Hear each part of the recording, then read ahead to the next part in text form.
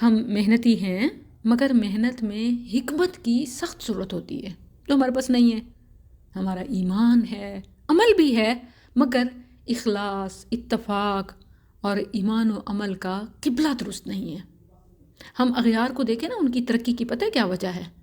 وہ ہماری دشمنی میں اپنے دشمنوں کے ساتھ کھڑے ہو گئے ہیں، اور ہم ان کی دشمنی میں اپنوں کے ساتھ بھی کھڑے نہ ہو سکے.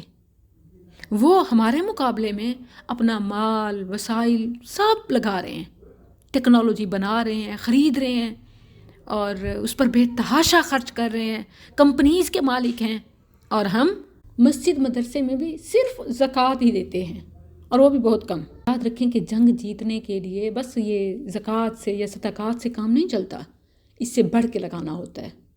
صدقہ صرف مال خرچ کرنا نہیں ہوتا، اپنا وقت، قوت، اختیار، عہدہ، وسائل، یہ سب لگانا ہے.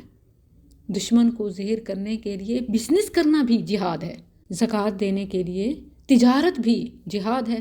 اسلامک چینلز کو پروموٹ کرنا، سپورٹ کرنا اور تیاری میں اپنے وسائل، اپنی عقل، وقت جو بھی ہو سکے یہ لگانا، یہ بھی ویسے ہی صدقہ ہے جیسے مسجد میں خرچ کیا.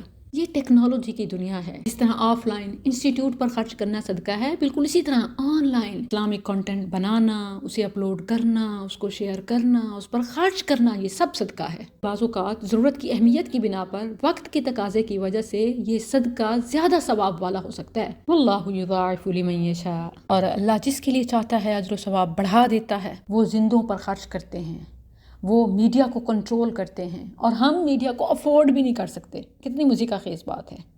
وہ اتنا خرچ کرتے ہیں کہ اپنے لیے کچھ چھوڑتے نہیں ہیں، اور ہم انسانوں پر خرچ کرنے کے لیے بھی ان کے مرنے کا انتظار کرتے ہیں. اثار ثواب کے جو قائل ہیں تو مرنے سے پہلے زندوں پر خرچ کرنا سیکھیں، اور آف لائن کی طرح آن لائن بھی متحرک ہو جائیں.